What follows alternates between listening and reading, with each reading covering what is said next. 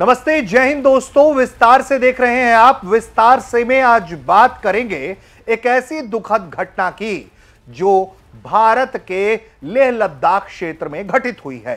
दरअसल इस घटना ने भारत के लिए एक तरह से अलार्म बजा दिया है, क्योंकि भारत के भी जेन जी यानी कि जो नई जनरेशन है 1997 के बाद से वाली जो जनरेशन है और एक टाइम फ्रेम है, वो जनरेशन जो आज सड़कों पर है उसका हवाला देकर लेह लद्दाख में जो हुआ है वो बताया जा रहा है भीषण है। क्योंकि सीआरपीएफ की गाड़ी जला दी गई, पुलिस वालों की गाड़ी जला दी गई, पुलिस वालों पर पथराव हुआ, लेह लद्दाख में मौजूद बीजेपी के दफ्तर को भी जला दिया गया और तो और जो डेवलपमेंट काउंसिल की बिल्डिंग है उसको भी निशाना बनाया गया। और इस हालात में 4 मौतों की खबर है। यह आंकड़ा बढ़ भी सकता है और घायलों की संख्या 50 से अधिक बताई जा रही है। यानी कि ये जो तस्वीरें हम आपको दिखा रहे हैं वो बहुत भीषण है, भयानक है। और सीमावर्ती राज्य, सीमावर्ती इलाके से आती ऐसी तस्वीरें वाकई में डराने वाली हैं, चेतावनी देने वाली हैं। तो इसी पर आज जरा विस्तार से बात करेंगे, समझाएंगे कि खबर क्या है और खबर के अंदर की बात क्या है, अब क्या स्थिति है। तो सबसे पहले आपको खबर बताते हैं। दरअसल एक क्लाइमेट एक्टिविस्ट हैं लेह लद्दाख में, सोनम वांगचुक, नाम जानते होंगे, दुनिया में बेहद नामी व्यक्ति हैं, भारत में भी काफी नाम है उनका, सम्मान है उनका। वो दरअसल भूख हड़ताल पर थे और भूख हड़ताल 15 दिनों से उनका जारी था। उनके साथ भारी संख्या में लोग, युवा वर्ग मौजूद था जो उनके इस आंदोलन का समर्थन कर रहा था। आंदोलन क्या था? आंदोलन यह है कि लेह लद्दाख को 6वीं सूची में दर्जा कराकर जो है राज्य का दर्जा दिलाया जाए। साथ ही लेह लद्दाख की जो आइडेंटिटी है उसको जो है आदिवासी राज्य के तौर पर घोषित किया जाए, नौकरियों में रिजर्वेशन दिया जाए, इस तरह की मांग थी। साथ ही 2 लोकसभा सीट करने की मांग थी। तो ऐसे में लेह और करगिल जो है, ये 2 इलाके जो हैं, इनको लोकसभा सीट में कन्वर्ट करने की बात थी। अभी एक ही व्यवस्था है। तो ऐसे में ये प्रोटेस्ट धीरे धीरे आज जो बंद बुलाया गया था उसके बाद उग्र होता है। उग्र होने के बाद ऐसी तस्वीरें सामने आई हैं। इस पर सोनम वांगचुक ने क्या कहा है? हम क्यों कह रहे हैं जेनजी का नाम, हम क्यों ले रहे हैं, अपनी तरफ से नहीं ले रहे हैं। सोनम वांगचुक के बयान में भी इस बात का जिक्र है कि ये जो युवा हैं वो नौकरी चाहते हैं, वो सड़कों पर हैं, खाली हैं। बेहद चिंताजनक स्थिति है।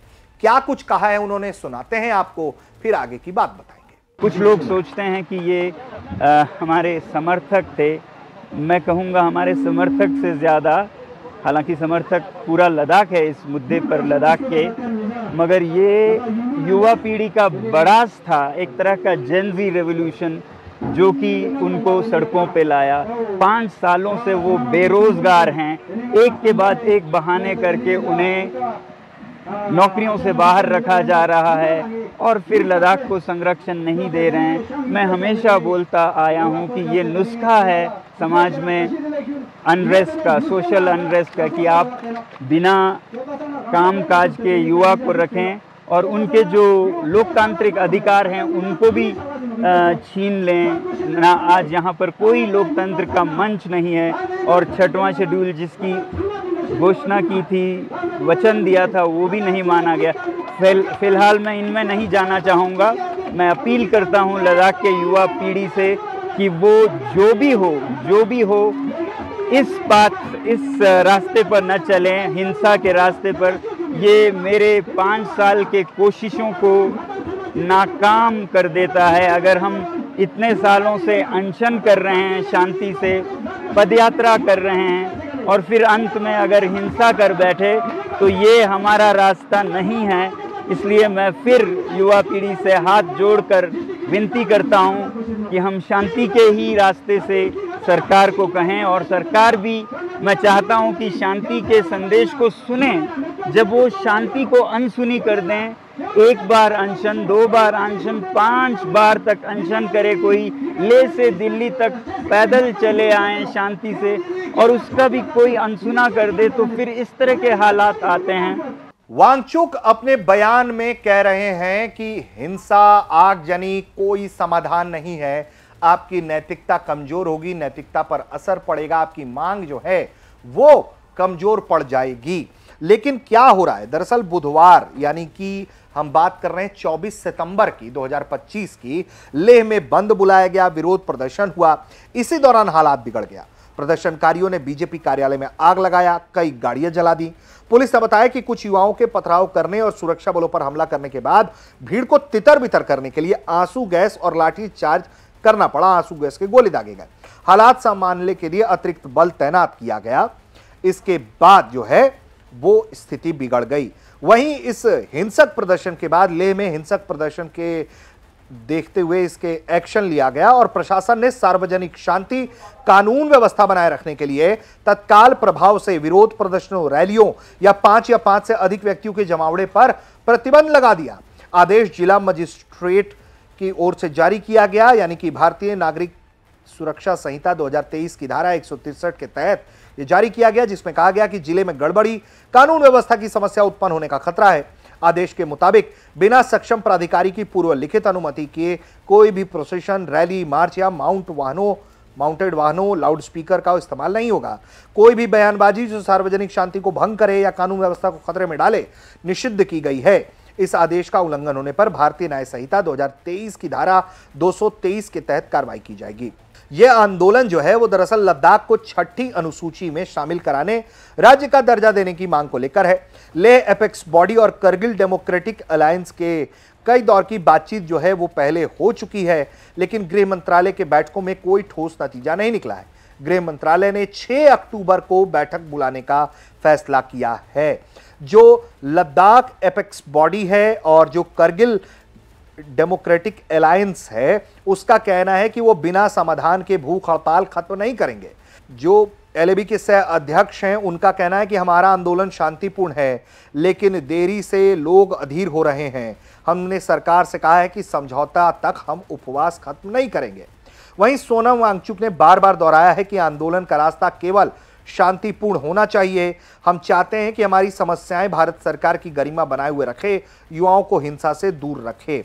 तो ये परिस्थिति है इस वक्त लेह लद्दाख के अंदर जो परिस्थिति बन रही है। ऐसे में आने वाले वक्त में और भी ज़्यादा स्थिति खराब हो सकती है। इस बात का जो है वो डर जो है वो सबको लग रहा है, क्योंकि माना यह जा रहा है कि जिस तरह से हाल ही में जेनजी के नाम पर नेपाल में जो स्थिति बनी, उसने पूरी तरह से हिलाकर रख दिया। सोनम वांगचुक इधर उपवास तोड़ते हैं, लेकिन जेनजी के प्रदर्शनों का वो हवाला देते हैं।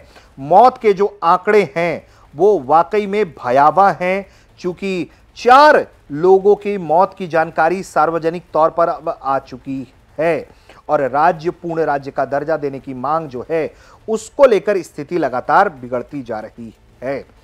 वहीं इस मौके को देखते हुए जो है सबसे बड़ी बात यह है, इस मौके पे नजाकत को देखते हुए जो जम्मू कश्मीर है उसके भी जो मुख्यमंत्री हैं उमर अब्दुल्ला, वो कह रहे हैं कि देखिए, सोचिए, लेह लद्दाख से ऐसा तो कोई वादा भी नहीं था कि आपको राज्य का दर्जा दे देंगे।